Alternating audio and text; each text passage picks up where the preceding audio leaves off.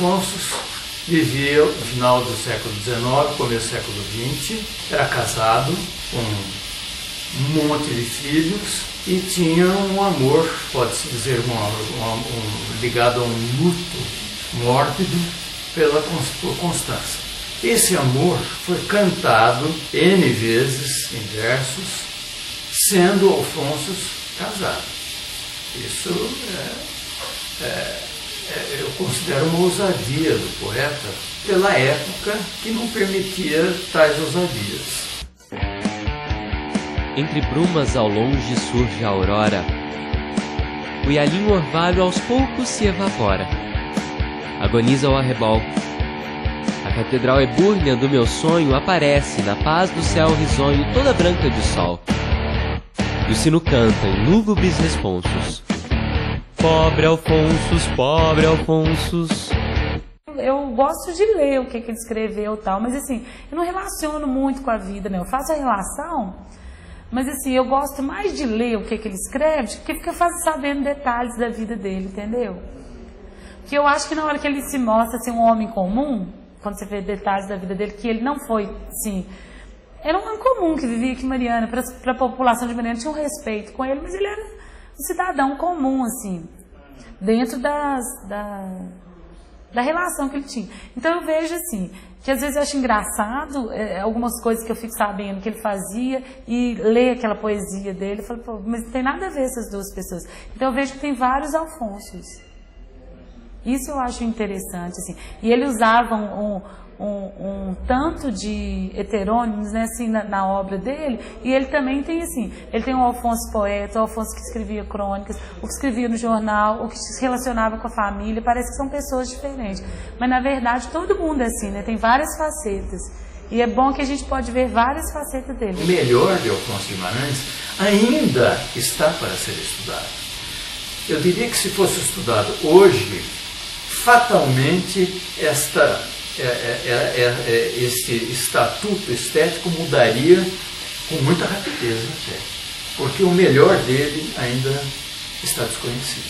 E certa vez houve uma gincana aqui em Mariana, perguntaram para as crianças quem fez o livro de Mariana. Falaram que era eu. Meu Deus, se eu fiz o livro de Mariana em 1905, eu estou para lá de velha, né? Aí eu falei, gente, foi Alfonso, então estão esquecendo da obra dele, né? O astro glorioso segue a eterna estrada, uma áurea seta lhe cintila em cada refulgente raio de luz. A catedral ebúrnea do meu sonho, onde os meus olhos tão cansados ponho, recebe a bênção de Jesus, e o sino clama em lúgubres responsos. Pobre Alfonso, pobre Alfonso. Eu lembro quando eu era pequena que eu ia no cemitério no Dia dos Mortos, minha mãe falava sempre que aqui que Alfonso Guimarães está enterrado. Fazia a gente pôr flor lá, sabe? Se a gente estava pondo flor para as outras pessoas, a gente colocava também. E assim, quando eu estava na universidade, eu fiz uma cadeira sobre simbolismo, que estudei mais fundo a obra. Mas minha relação com ele foi depois que eu vim para cá. Assim, que eu tenho mais propriedade para falar do Alfonso depois que eu vim para cá. Aí eu comecei a pesquisar os arquivos. Pelo próprio trabalho que eu desenvolvo também, eu fui obrigada a fazer isso, né? Eu sou funcionária do Estado, da Secretaria de Educação, e fui transferida para a Cultura para coordenar o museu. E criei assim, uma intimidade com o Alfonso, né? Eu fico na casa dele o dia inteiro. Ele está fechado tem 1 ano, por uma questão de segurança do público. Eu acho isso um crime. Ora, é um museu que está dando certo, é um museu que a comunidade frequenta com abertura, sabe? Parece que é um museu do povo. Eu acho que está na hora de as autoridades locais unirem-se às autoridades estaduais e resolver esse problema. Esse museu não pode ficar fechado, porque Alfonso, para mim, é a voz de Mariana. Então não se pode calar essa voz. Alfonso Guimarães está caindo, a casa está caindo, está sustentada por cabos de aço, por escoras de madeira e tudo mais. Então eu acho que a memória tem que ser mantida. A história não pode morrer. E a casa é um documento vivo, não é? Alfonso, há boatos assim, ditos pela população que Alfonso ainda, o espírito de Alfonso não saiu daquela casa, né? Quer dizer, como se fosse algo que ainda existia, que ele está vivo, Mas isso é por pouco tempo, porque a casa está caindo. Então o poder público tem obrigação de fazer uma intervenção. E a primeira coisa que eles fizeram foi tirar o acervo todo, que foi para Belo Horizonte, mas ele precisa de uma reforma predial, né? E além disso, a Superintendência de Museus já está trabalhando nos projetos para a gente fazer uma reforma também do que a gente chama de tipografia, da exposição do museu. A gente tem uma verba para receber, para começar essa reforma de 200 mil, que está quase aprovada, assim, a gente só está esperando terminar uma verba federal, mas que ela foi suspensa por causa do período eleitoral. Por entre lírios e lilazes desce a tarde esquiva, amargurada a prece põe-se a lua a rezar. A catedral ebúrnea do meu sonho aparece, na paz do céu tristonho, toda branca de luar. O sino chora, em lúgubres responsos. Pobre Alfonsos, pobre Alfonsos. Alfonso, ele vai ser ainda muito mais importante do que ele já foi. Com certeza, isso com certeza. Na época ele teve o título de o Príncipe dos Poetas Mineiros, mas não só em Minas, ele era reconhecido como um poeta brasileiro de importância. Mário de Andrade aqui esteve para visitá-lo, e Mário de Andrade tem uma passagem curiosa, porque ele diz assim, eu me senti, mais ou menos, né, eu me senti atemorizado quando eu bati na porta. Eu me dei conta de que eu estava batendo na porta do grande poeta Alfonso de Guimarães. Na verdade, tem uma carta aqui no museu do Alfonso para o João Alfonso, que é o filho mais velho que morava em Belo Horizonte. Então, nessa carta, ele relata que aconteceu uma coisa extraordinária, que ele recebeu uma visita que causou profunda impressão a ele. E era o Mário de Andrade. Ele falou, um escritor de São Paulo que veio me conhecer, um jovem escritor. E o Mário de Andrade, pelo relato, ele chegou aqui no museu, né? O Alfonso morava, que o escritório dele era embaixo. Ele chegou ao escritório do Alfonso e não falou que ele era escritor. Ele falou que veio conhecer o Príncipe dos Poetas. Quando o Mário de Andrade foi embora, ele escreveu um artigo numa revista que chama Cigarro, relatando essa visita. E falando que como os bandeirantes chegaram aqui nas Minas Gerais para procurar ouro e pedras preciosas, está precisando de voltar para ver essa preciosidade, que é o Alfonso. O céu é todo trevas. O vento uiva, do relâmpago a cabeleira ruiva vem açoitar o rosto meu. A catedral, ebúrnea do meu sonho, afunda-se no caos do céu medonho, como um astro que já morreu. E o sino geme em lúgubres responsos. Pobre Alfonsos, pobre Alfonsos, pobre Alfonsos. Alfonso é um poeta que canta a morte, ele canta o luto, ele canta a penumbra, ele canta as coisas mais tristes, porque a tristeza, na verdade, para eles é poética, a alegria não é?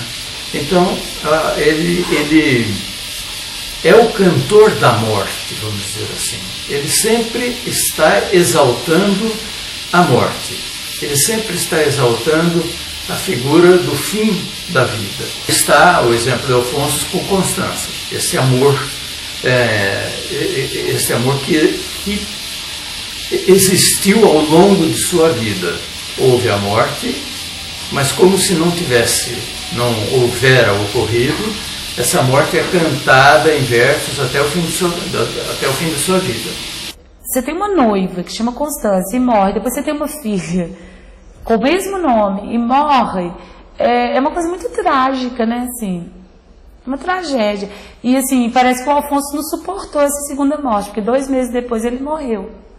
Então, assim, essa morte também deve ter revivido na mente dele aquela perda que ele teve na adolescência e depois, porque a filha dele morre em maio, 2 meses depois, em julho, ele morre. Então, eu acho que ele lidou assim de uma maneira dificílima com isso. Eu fico me pondo no lugar dele, muito difícil mesmo. É o amor da vida dele, morre. Ele quer prestar uma homenagem a ela, pôr o nome na filha, a filha morre também. Foi pelo meado de setembro, no jubileu que eu vim amá-la. Ainda com lágrimas relembro aqueles olhos cor de opala. Era tarde, o sol no poente baixava lento. A noite vinha. Ela tossia. Estava doente. Meu Deus, que olhar o que ela tinha. Ela tossia. Pelos ninhos cantava a noite, toda luar. Senhor bom Jesus de Matozinhos olhava, como que a chorar. Estão mortas as mãos daquela dona, brancas e quietas, como o luar que vela. As suas mãos de santa e de Madonna, ainda postas em cruz, pedem por ela.